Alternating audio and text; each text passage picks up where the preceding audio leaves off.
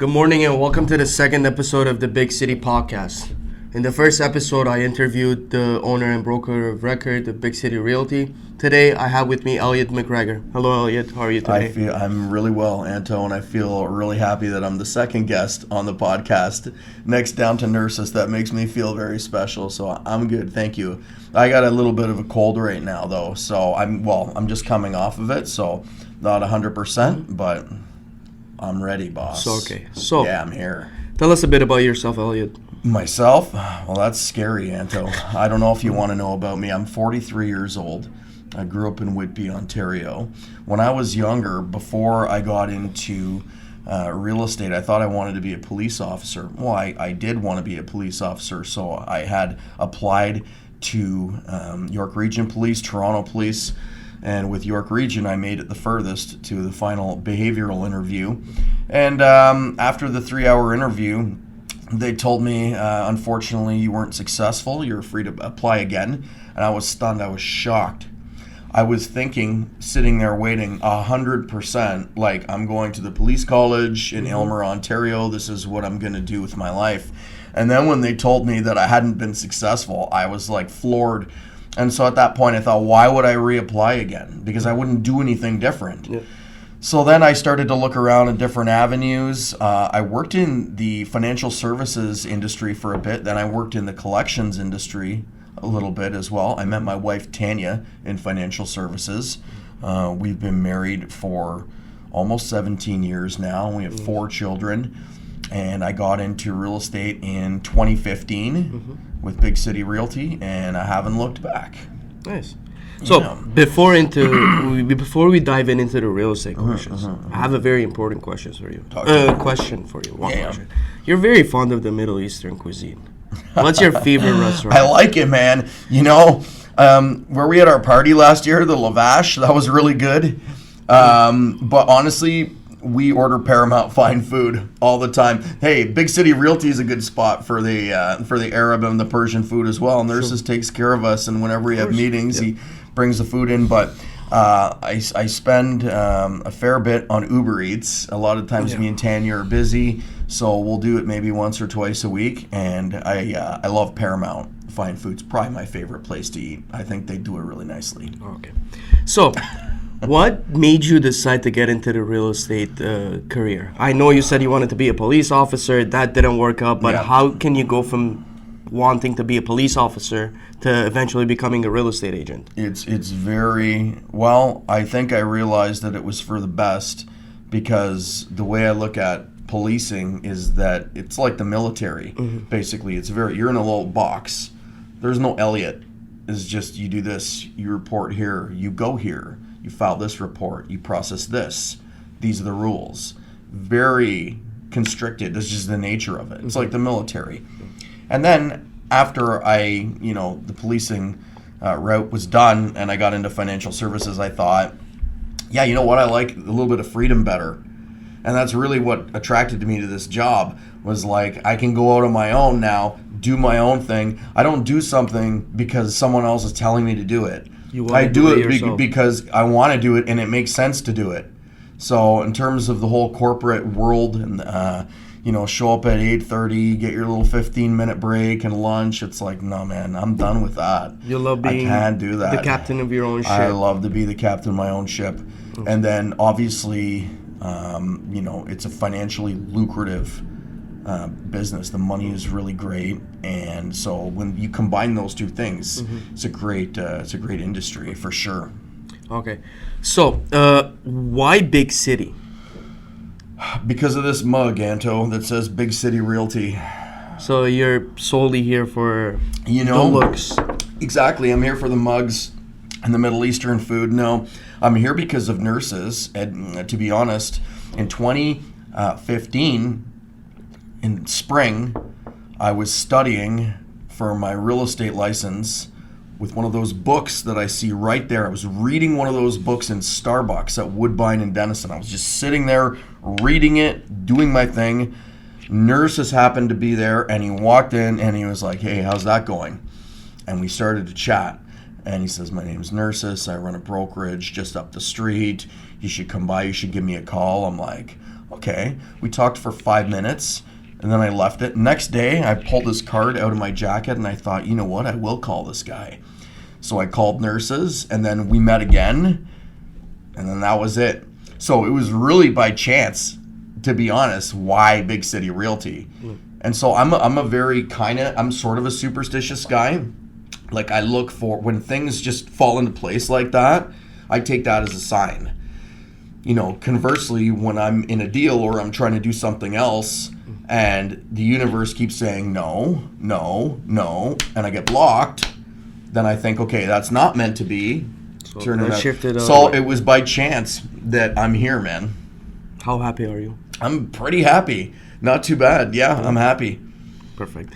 So when the market picks up more, I'll be even more happy, Anto. Which we're getting into that right now. So how has the market changed ever since you started? Assuming you just said you were doing you're studying for your real estate exam in 2015, October, you said, right? So I'm assuming you started late October, and it's late 2015 until today. It's been 8 years. It's been 8 years, basically. How has it been different from that time to today? Well, it's been fairly different. Number one, the prices. So the prices are way up since that time. The prices have basically doubled since that time for properties. You know, detached homes you could buy for $900K in Markham. Still, they're going for 1.8 million, or were last year, let's say. Yeah. So I think how it's changed is just there's a lot more people doing it, number one. But in terms of the market right now, I've never seen it this low. Like, I was just speaking with nurses, and it is just a fact that right now I've never seen the market this slow. In the 8 years that I've done this, you know, the nature of the market is, I like to use the school of fish analogy. It's like a big school of fish. You know how they all travel together? They don't just break off and do their own thing. Very rare. People only do things when everyone else is doing it, right? And the market is, it's kind of starting to turn right now. But this is the challenge that I've faced, and pretty much every agent, I'm sure, has faced over the last 1 year. And it's the aggressive interest rate hikes. We haven't seen this. So it's just supply demand. It's math. It's simple. It's basic economics, right? They're making the cost of the money more expensive, so the demand plummets. And we haven't seen that kind of aggressive interest rate hike, or at least I haven't seen it since I got into the business. So now that they put this quote unquote pause on the interest rate hike, are you seeing any change in the market? Are there any more buyers or sellers trying to get into the market now that the hike is paused? You know, I think single family homes are starting to pick up, and they're getting multiple offers again, like detached townhomes, semis. And they're the good ones are getting 10 offers, 20 offers even, we're seeing. But they're getting off, so it is competitive, but it's competitive at a lower price point than a year ago. So that's good. That's upward pressure on prices. Condos, there's still a lot of options for condos. Probably too many options. So that's keeping the condo space sort of flat. So if you're looking to buy a condo now, is actually a great time, because that space is down year over year in York Region, for instance, 15%. So I don't know. I mean, that's I like those numbers. Something that was 700 is now 600, etc. But do you think it's going to stay at this rate, or it's going to eventually pick up and the prices are going to go back up? I think this year will be a little slower. Yeah. To be honest, I do. I think it'll take a year from now, and then slowly, as the interest rates get whittled down. I mean, I don't want to make a prediction, because, you know, what color shirt are you going to be wearing on September 3rd if it's a Wednesday? We don't know. Yeah. I said that to a client, my friend Sean, and I said, Sean, what color shirt? He says, well, if it's a Wednesday, it's a work day, so it'll be a blue shirt, Elliott. I thought, damn, you're not supposed to answer that. It's a rhetorical question, Sean. Anyways, so if you had to choose between resale or pre-construction, if you had to choose one of them to do for the rest of your life, what would you do? Ooh, tough. I don't know if I have enough information to answer that question, because if I was right now, I would say resale, because there's value in the resale market. You know what? I do enjoy resale a little bit more just because just stripping everything else away. I like the process of resale. You know, it shows your salesmanship a little bit more. You do have to be a little bit sharper. It's not just a matter of going into a sales center and saying, look at this plan, sign here, I'll see you later. I mean, that's not what I do, but it's what most agents probably do. And in a resale process, it's more wholesome. You know, you get a relationship with that person. It's not just whether you could get that person that unit, right? So I mean, when the time is right, it's pre-construction in terms of like if that's a good fit for them or if they're looking to make an investment. But overall, I enjoy resale a little more. There's just more to it. I like driving around, seeing properties.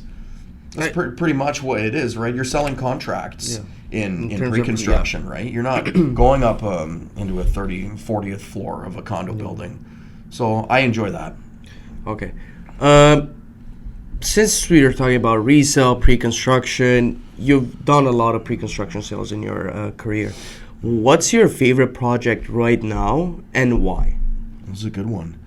You know, I have my eye on a couple of projects. I like Harbourwalk by Tridel in Mississauga on Lakeshore Road. That's a very big Hydro master plan Road. community. Huge master plan community. It's 170 acres of new world-class waterfront residences and commercial and retail facilities, recreation facilities. There's like kayak and canoe docks, a gigantic pier.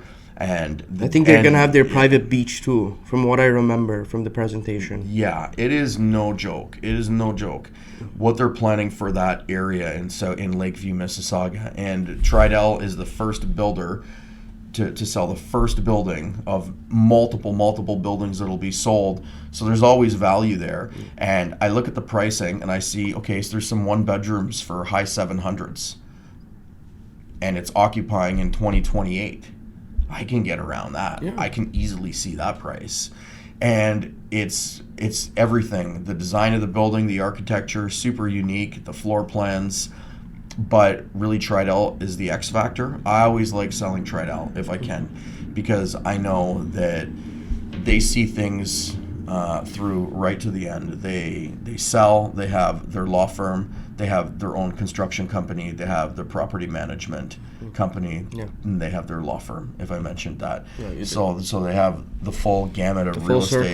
Full circle. So they understand everything, right, from the development and the planning process to the sales to the construction to the aftermarket service. They've got it buttoned down, and when they deliver a product, it's really nice. So I'd have to say, definitely the Tridel project. Have you bought anything for yourself from Tridel, since you love selling it? I love selling. I was gonna buy a unit at Queen and Church. It's for but then I thought actually I'm gonna do a resale instead because it's for my daughter. My daughter goes to the U of T, so I think the better fit is gonna be to get her a resale property there instead of me putting the money into pre-construction. Have you put money into pre-construction? Yeah. I bought Joy Station in Markham. I live in Markham East. So we were selling that project for Liberty for a while. I remember it was my first year in the brokerage. That was our first condo event. Yep. And it was something I was not expecting. There's just a flow of people walking in, trying to buy. It was good. It was good time. I remember I got there at 12. Next thing I checked my watch, it's 5 p.m. We didn't even feel the time from the amount of people walking in, asking us questions, talking to the builder, talking to the clients. So Joy Station was good. That purchase was just a little while ago, and the builder had a one bedroom, and they said, because you guys have done so many sales, we'll let you sell this one bedroom model with parking. Otherwise, parking not available for that one bedroom. Let me guess. So as an incentive, so I held it out to my clients. I sent my MailChimps. I made my telephone calls. I'm like, this is a great deal. This is a great deal. Pick it up.